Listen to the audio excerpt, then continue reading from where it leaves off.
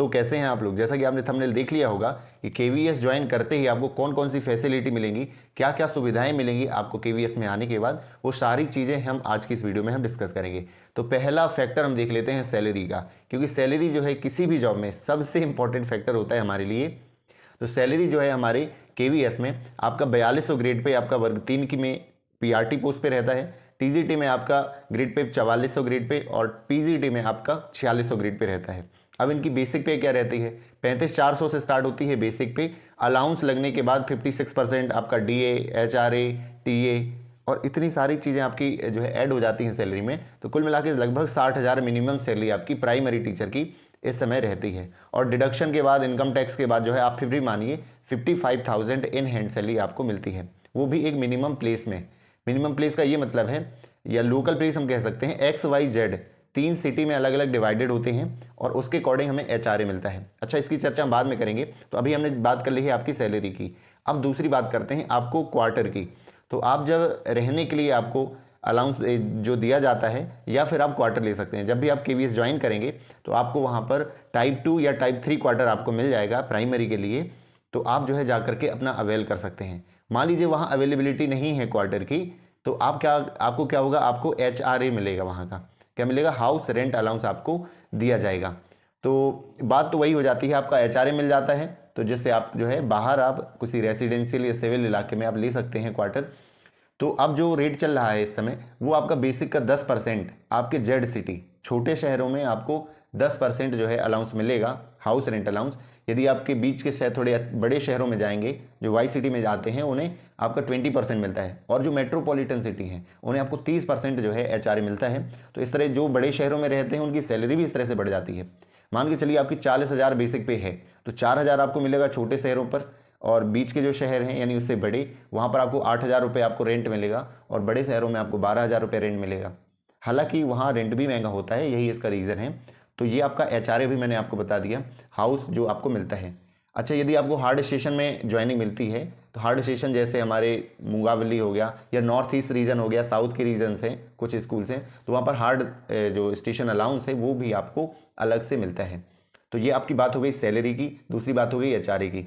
तीसरी बात है कि आपकी सैलरी बढ़ती कब कब है। तो आपके साल में 3 बार सैलरी बढ़ती है। 2 बार तब जब डीए बढ़ता है, डीए मतलब जो महंगाई भत्ता है, हर साल 6-6 महीने में जो है बढ़ता है।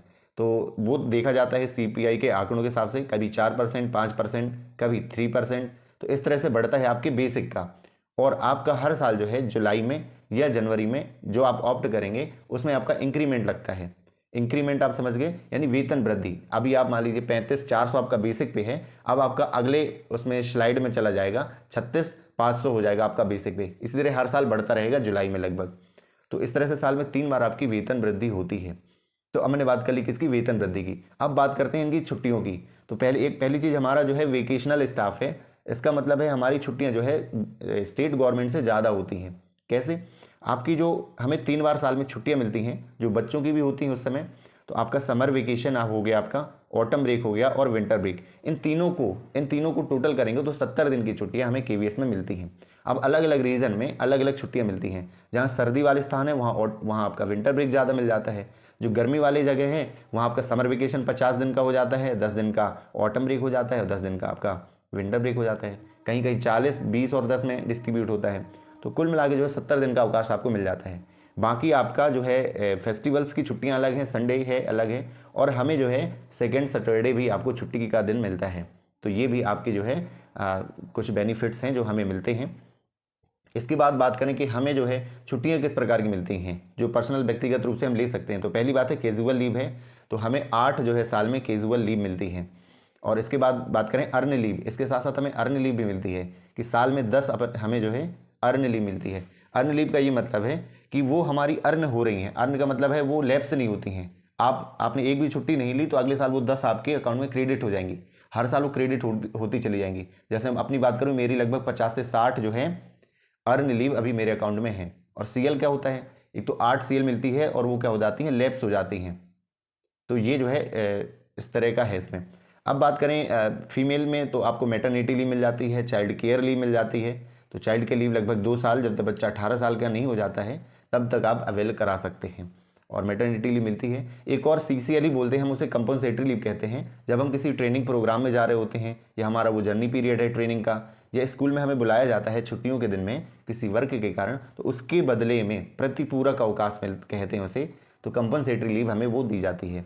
तो ये भी एक उसमें क्या है, हमारी लीव में ही काउंट होता है। और EL जो है, यदि हमारी 300 तक हम EL इकट्ठी कर लेते हैं क्योंकि वो लैप्स नहीं होती है, तो रिटायरमेंट में उन 300 दिनों का आपको सैलरी दी जाती है। और रिटायरमेंट के समय मानिए आप कितनी ज़्यादा उस समय बेसिक होगी, कम से कम 1 से 1.5 लाख रुपए तो बेसिक पे ही होगा, और 300 दिनों का तो कम से कम मानिए 20 से 30 लाख रुपए जो है आपको केवल EL की आपको मिल सकते हैं। तो ये चीज़ तो हो गई आपकी छुट्टियों की, तो ये मैंने इसकी बात कर ली। अब बात करते हैं एक LTC भी हमें मिलता है। LTC क्या कहलाता है? LTC ये होता है कि 4 साल का एक ब्लॉक ईयर कहलाता है। आप कहीं पोस्टेड हैं तो उन 4 सालों में आप 3 बार होम टाउन LTC ले सकते हैं। होम टाउन LTC का ये मतलब है कि आपको घर आने का, आपको सेकंड AC तक का किराया, और यदि सरकारी बस में आते हैं तो उसका किराया हमें आने और जाने का मिलता है। और सिर्फ हमें नहीं मिलता है, हमारे जो डिपेंडेंट हैं, इसका मतलब यदि हमारे मम्मी पापा यदि जॉब में नहीं हैं तो वो हमारे डिपेंडेंट कहलाएंगे, वाइफ और आपके बच्चे, ये सब जो हैं आपके जो है डिपेंडेंट कहलाएंगे। और LTC में यदि आप घर आते हैं 4 साल में से 3 साल, तो आपको क्या मिलेगा? होम टाउन की LTC आप क्लेम कर सकते हैं। और चौथा, 4 साल में से 1 साल आप ऑल इंडिया टूर में जा सकते हैं, स्वयं नहीं अपनी फैमिली के साथ जा सकते हैं, और पूरी फैमिली का सेकंड AC का आपको उसका किराया मिलेगा। हम जो KVS के एम्प्लॉई हैं सेकंड AC के लिए एंटाइटल्ड हैं। हम किसी अपनी ट्रेनिंग प्रोग्राम में जाते हैं, वर्कशॉप में जाते हैं, बच्चों को लेकर के जाते हैं, या किसी ड्यूटी में जाते हैं, तो हम सेकंड AC में जाते हैं और सेकंड AC का किराया जो है हमें मिल जाता है। तो ये जो हुई हमारी फैसिलिटी की बात। अब इसमें एक और ट्विस्ट है LTC क्लेम करने में। 4 साल में मैंने बताया कि 1 साल ऐसा है जब आप ऑल इंडिया में जा सकते हैं सेकंड AC के एंटाइटल्ड, लेकिन 3 साल का है होम टाउन LTC मिलती है, यानी हमें जो है घर आने और जाने का किराया मिल जाता है। लेकिन इन 3 में से आप जो है एक किसी LTC को, होम टाउन LTC को सरेंडर करके आप जम्मू कश्मीर, नॉर्थ ईस्ट या अंडमान निकोबार यहाँ घूम सकते हैं। और यहाँ केवल ट्रेन का ही नहीं, यहाँ आपको फ्लाइट का भी किराया मिलता है। मैं खुद श्रीनगर घूम कर के आया था कि मैं जो है दिल्ली तक गया था ट्रेन से सेकंड AC से, उसके बाद फ्लाइट से गया था, तो वो पूरा किराया जो लगा था वो पूरा जो है मैंने क्लेम कर लिया था। लगभग 40 से 42 हज़ार रुपये LTC मैंने क्लेम किया था। तो सब लोग करते हैं। तो आप क्या समझे कि 4 साल में से आप 1 साल तो ऑल इंडिया टूर में जा सकते हैं, प्लस 3 में से एक और आप होम टाउन LTC सरेंडर करके नॉर्थ ईस्ट, जम्मू कश्मीर या अंडमान निकोबार, कुल मिला के आप 4 में से 2 साल जो है आप ऑल इंडिया ट्रिप पर जा सकते हैं पूरी अपनी फैमिली के साथ जो आप पर डिपेंडेंट है। तो ये बेनिफिट जो है एक अच्छा बेनिफिट हमें माना जाता है, जो आप जो है KV में आकर इसका फ़ायदा ज़रूर उठाएंगे। अब बात करते हैं इसके बाद मेडिकल फैसिलिटी की। तो मेडिकल फैसिलिटी अभी तक नहीं थी, अभी जो पुरानी वीडियो है मैंने इसी पर बनाई थी, KVS की फैसिलिटी जो है कि क्या मिलती हैं, तो वो 1 साल पुरानी है। अब मैंने बहुत चीज़ें आपको अपडेट करके बताई हैं जो अभी 2025 में समय मिल रही हैं।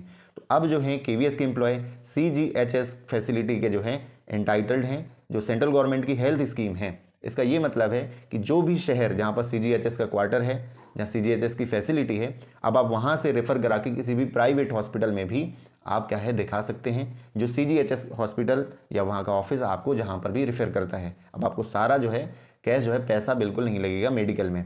तो CGHS का कार्ड भी बनता है, धीरे धीरे कार्ड भी बन रहे हैं सारे टीचर्स के। तो ये बात हो गई किसकी, मेडिकल फैसिलिटी की। अब बात करते हैं कि आप इसमें पोस्टिंग कहाँ कहाँ हो सकती है। तो ऑल इंडिया देखो पोस्टिंग हो सकती है, बिल्कुल ये सही बात है कि ऑल इंडिया दे देते हैं, लेकिन आप जो है ट्रांसफ़र पॉलिसी इस समय क्या है कि 5 साल के अंतर्गत जो है आप ट्रांसफ़र के लिए एलिजिबल हो जाते हैं, रिक्वेस्ट ट्रांसफ़र आप भर सकते हैं। और कहाँ पोस्टिंग ले सकते हैं, मान लीजिए आप चाहते हैं कि आप KVS में रहते हुए स्कूल में नहीं पढ़ाना चाहते हैं, आप कहेंगे ये कैसी बात हो गई, आप KVS में तो स्कूल में तो पढ़ाना पड़ेगा।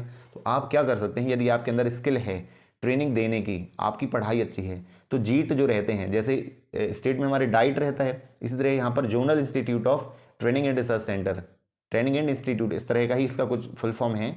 तो वहाँ पर आपको पोस्टिंग ले सकते हैं और उसके लिए फॉर्म अप्लाई किया जाता है, यहाँ पर बीच बीच में आते हैं। तो आप जीट में भी आप अपनी पोस्टिंग ले सकते हैं KVS में आने के बाद, और वहाँ पर करना होगा बस रिसर्च काम करने होंगे, टीचर्स को ट्रेनिंग देनी होगी बीच बीच में, और आपका ऑफिस का काम रहेगा, है ना। तो ये चीज़ें आप पोस्टिंग जीट में भी ले सकते हैं। और आप जो है विदेशों में भी जा सकते हैं। विदेशों कैसे जाते हैं, जैसे आपको पता है 3 हमारे जो विदेशों में केंद्रीय विद्यालय की संस्थाएँ हैं, केंद्रीय विद्यालय के जो स्कूल हैं, जो आपका तेहरान में है, इसी तरह 3 एक रूस में भी है।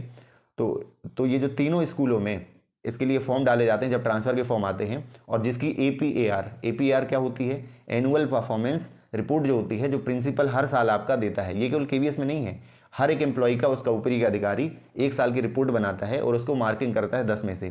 तो यदि आपके 10 में से 10 मार्क्स हैं और भी आपको अवार्ड मिले हुए हैं तो आपको जरूर प्रेफरेंस दी जाती है कि आप विदेशों में तैनात हो जाएं, वहाँ पर पे स्केल आपका उस हिसाब से मिलता है। विदेशी मुद्रा यानी लगभग 3-4 लाख रुपए पर मंथ आपकी सैलरी हो सकती है। तो ये जो है कुछ आपको फैसिलिटी जो है ये मिल सकती है। और इस समय बता दूं कि चूंकि आपको पता है कि ज़्यादातर जो स्कीम्स में एनपीएस चल रहा है, लेकिन अब एक नया कॉन्सेप्ट आया है यूपीएस का, यूनिफाइड पेंशन स्कीम, और इसके रूल्स थोड़े से अलग हैं कि यहाँ पर आपका लास्ट पे जो रहता है उसकी आधी सैलरी नहीं हमेशा मिलती है, ओपीएस से हल्का, पूरा ओपीएस नहीं है लेकिन उससे मिलता जुलता है कि आपको एक पेंशन देने का जो है सरकार आपको श्योरिटी देती है कि आपके रिटायरमेंट के बाद भी आपको पेंशन मिलेगी। ये यूनिफाइड पेंशन स्कीम के अंतर्गत आता है। ये समय केंद्रीय विद्यालयों में जो है चल रही है, आगे चल के इसकी कंसेंट ली जाएगी सभी से कि आप एनपीएस चाह रहे हैं कि यूपीएस चाह रहे हैं, तो जो जिसको अप्लाई करेगा वो उसका वो पात्र होगा। तो आई होप आपको जो है चीज़ें समझ में आई होगी कि केवीएस में क्या क्या फैसिलिटी मिलती है। तो यदि आप चैनल पे नए हैं तो आप ज़रूर जुड़े जाइए, चैनल से सब्सक्राइब कर लीजिए। लास्ट टाइम हमने केवीएस की पूरी अच्छे से प्रिपरेशन करी थी, एग्जाम से लेकर के इंटरव्यू तक, और लगभग 200 से 250 सिलेक्शन, एग्जैक्टली मैं डेटा बताऊं तो 230 के आसपास है जो हमारे चैनल में अभी भी जुड़े हुए हैं केवीएस पीआरटी सेलेक्टेड ग्रुप में। तो सभी लोग जो है, बहुत सारे लोग सेलेक्टेड हुए थे, और आप भी तैयारी जुड़ जाइए, पूरी प्रिपरेशन। जैसी वैकेंसी आती है, अब आप कहेंगे कब आ रही वैकेंसी, थोड़ा सा समय है, लगभग 7-8 महीने का, यानी इस सत्र के अंत में हमें ज़रूर देखने मिल सकती है। तो हम जो है तैयारी को अभी से शुरुआत कर दें, प्रीवियस ईयर क्वेश्चन पेपर, और अभी मैं तो एमपी टेट की प्रिपरेशन करा रहा हूँ, आगे चल के हम टेस्ट सीरीज चलाएंगे, आपकी यूट्यूब में वीडियोज़ आएंगी और इंटरव्यू की सारी तैयारी करेंगे। बस आपको जो है मोटिवेट रहते हुए धीरे धीरे तैयारी अपनी स्टार्ट कर देनी है। Thank you so much for watching this video. मिलते हैं अगली वीडियो में।